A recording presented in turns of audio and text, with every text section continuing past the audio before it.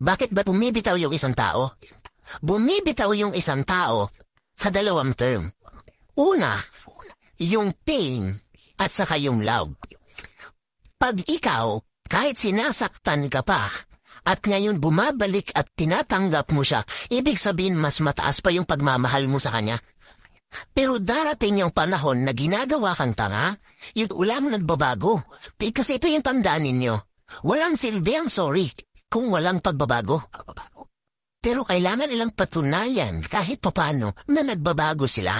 At tandaan ninyo, pagdating sa pagbibigay ng chance, naiintindihan ko kayo kasi willing naman tayo magpaka. Alam nyo na, kapag nagmamahal tayo, kapag bumitaw kayo, wala namang problema.